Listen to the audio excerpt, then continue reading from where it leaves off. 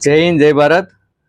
મિત્રો, ગઈકાલે મેં આમ આદમી પાર્ટીમાં રાજીનામું આપ્યું ત્યારે અમુક 10% લોકોનું જ એવું કહેવું હતું કે તમને ટિકિટ ન મળી એટલે રાજીનામું આપ્યું. કેમ કે જે લોકો મને ઓળખે છે એમને સારી રીતે ખબર છે કે ટિકિટ માટે મારે કોઈ લેવા દેવા હતી જ નહીં. વાત હતી સાચા ખોટાની, અને વાત હતી જે દિલ્હીથી આવેલા આમ આદમી પાર્ટીના દલ્લાઓ જે સહયોગીના રૂપમાં અહીંયા કામ કરી રહ્યા છે એ પૈસા બનાવતા હતા. પૈસાની સાથે સાથે બીજી ઘણી બધી પણ વસ્તુઓ કરે છે. બધું બોલીશ જ અને બિંદાસ બોલીશ, કેમ કે સાચું બોલવાની મારી આદત છે. રાજનીતિ કરવા માટે અમે પાર્ટીમાં નહોતા જોડાયા, રાજનીતિ બદલવા માટે જોડાયા હતા.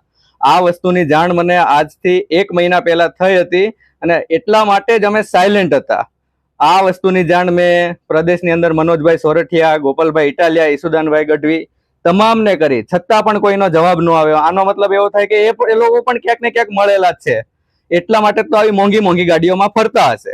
જે અત્યારે ખેડૂતના નામે ચરવા નીકળ્યા છે કેજરીવાલજી, ભાઈ તમારા બાપ દાદામાં કોઈને મોનોકોટોના નામમાં ખબર પડે છે? મોનોકોટો એટલે જ્યુસ સમજીને તમે પી જાવ એવા તો માણસો છો. આ ગુસ્સો મારો એટલે છે કે અહીંયા એકદમ દિલ્હીથી આવીને આ લોકો બહુ જ ખોટું કરી રહ્યા છે કાર્યકર્તાઓની સાથે. મારે કોઈ ફરક પડતો નથી.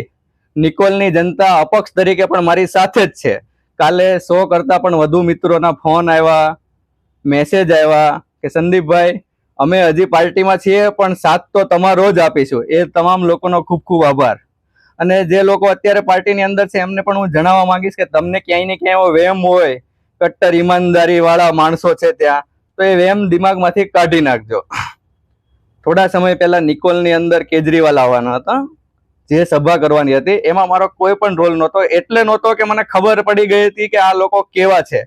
કેજરીવાલ આવવાના હતા ત્યારે ઉદય ગ્રીન પાર્ટી પ્લોટ બુક કરવામાં આવ્યો.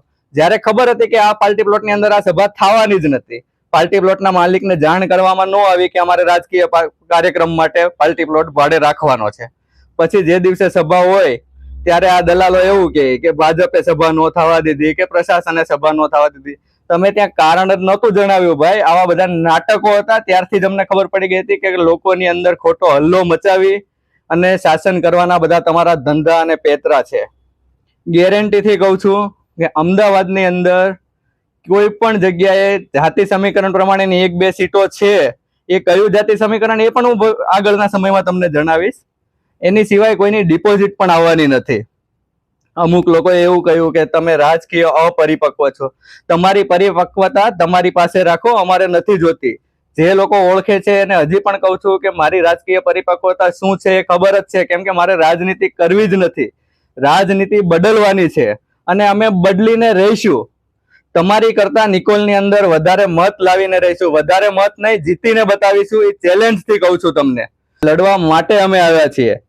જ્યારે દિલ્હીના એક ચમચાને મેં એવું કીધું કે નિકોલની અંદર મેં 5 વર્ષની અંદર શું કામ કર્યા છે જનતાને પૂછો, તો કે અમે જનતાને ન પૂછ્યા, અમે જો લગેવો ઠીક. તો તને શું ઠીક લાગે? તને દારૂનો બાટલો આપે એ ઠીક લાગતું હતું કે તને બીજો કોઈ મોજ શોખ કરાવતા હતા એ ઠીક લાગતું હતું? કયો મોજ શોખ એ લોકો સમજી જ જશે હું કહેવા જે માંગુ છું એ.